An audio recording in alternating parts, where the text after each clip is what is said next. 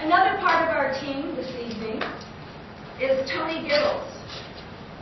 Toni, as an evaluator, has been part of the whole team process in her numerous years as a Toastmaster.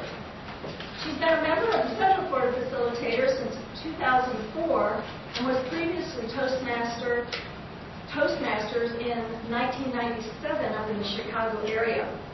In those 9 years, she has given over 90 speeches, huddling people together, served in most of the officer positions at Central Florida Facilitators.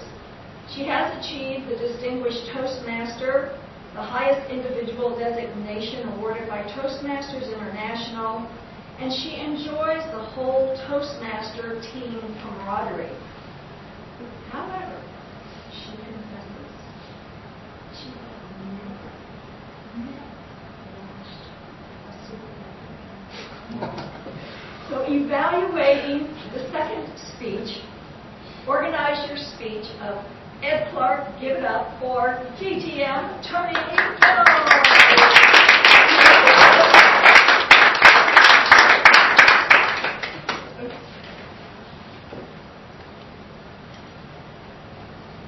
Ed gave us a preeminent speech distinguished by bringing music, politics, and the pleasure of I-4 driving all together in one interesting and amazing speech with a great message.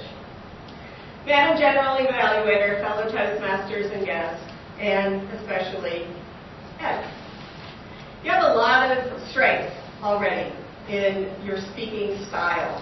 One of the things I really liked was that you're easy to understand. It's easy to follow your speech, and it's easy for us to even visualize what you're going through because you use a lot of descriptive language, which makes the speech very, very interesting.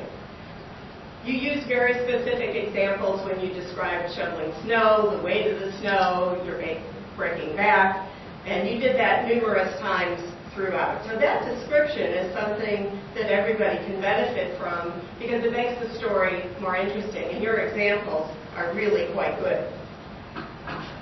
There, I do have some ideas to have your next speech be a little bit more pleasurable experience. First of all, you had 2 openings and you had 2 closings.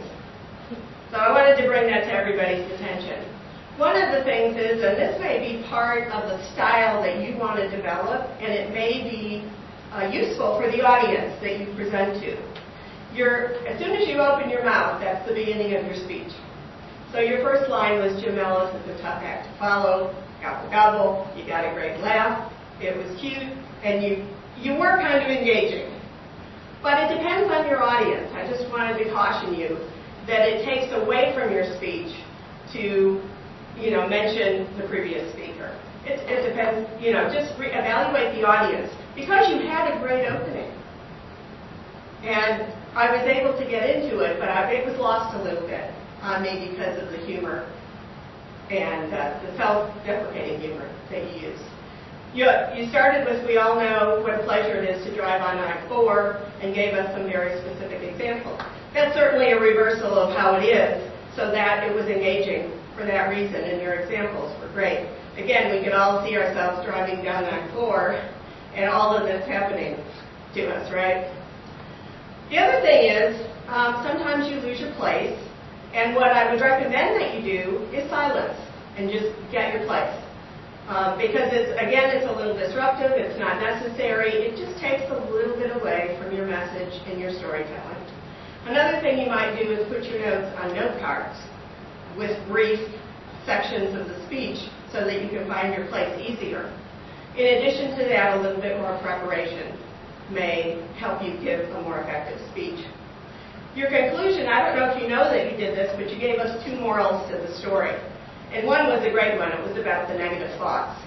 However, you didn't develop that in the body of your story. So I would like to see, don't introduce new ideas to us in the conclusion without having presented some information in the body of your speech or in the introduction. Also, don't mess with the governor. Your voice got softer. We have a lot of great strengths, your use of humor, you're witty, you brought a lot of interesting visuals into the speech, and I look forward to your next speech.